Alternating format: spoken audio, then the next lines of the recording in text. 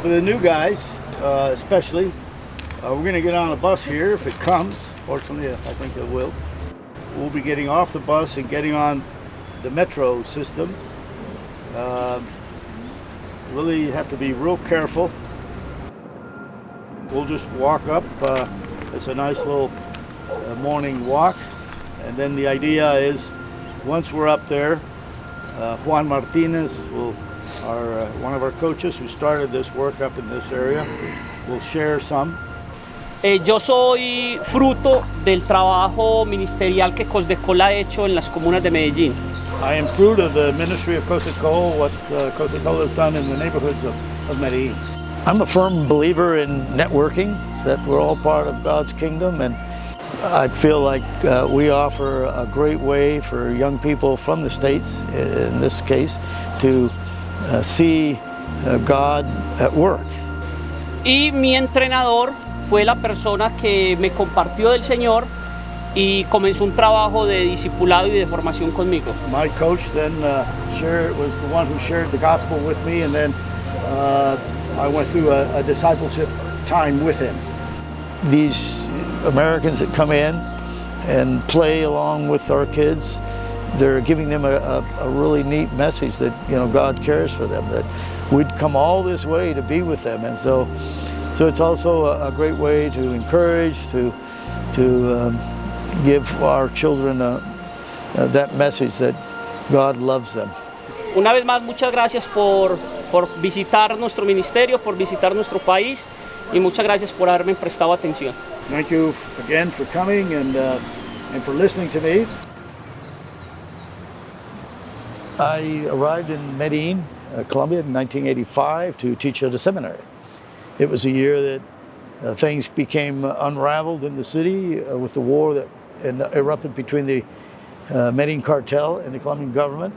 A lot of young men were sort of giving their lives over to the cartel, and many dying. And I just seeing this unfold in front of me, and began to pray and think about how I could reach out to these young men that are still tied to the violence and working for a cartel member, but at the same time wanting to follow Christ. And how do you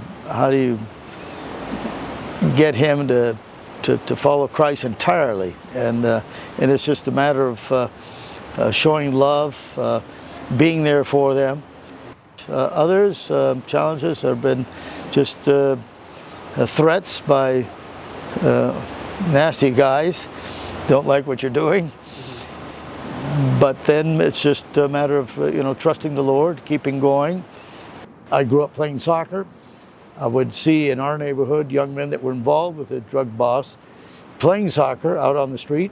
And so I invited myself, became their friends, and realized quickly that soccer was a way to really get up close to them. So that's how we started. I just being a part of their lives on the soccer field. I organized a soccer tournament for them, and from that tournament, with one young man that had become a Christian, we started a soccer club. And so one thing led to another, and today, we're a non-profit sport corporation that works with 5,000 kids in Colombia. We want to keep doing what we're doing. It's a great way to reach out to young people and kids using the soccer team approach. You don't have to go door to door to share the gospel. You can throw out a soccer ball, organize a team, and have at it. And so we just want to expand. We want to keep going all around Colombia. Right now we're in 28 other areas with smaller programs than what we have here in Medellin. But we feel like soccer is a great way to meet with the kids, accompany the kids, and of course, obviously, share Christ with them and see them into a local church.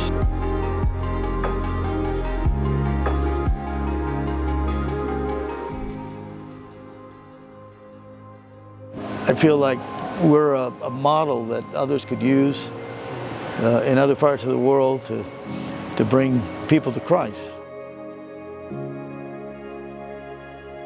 My name is Mark Wittig, or here in Colombia known as Marcos. I'm a dual citizen, so here I'm Marcos Wittig.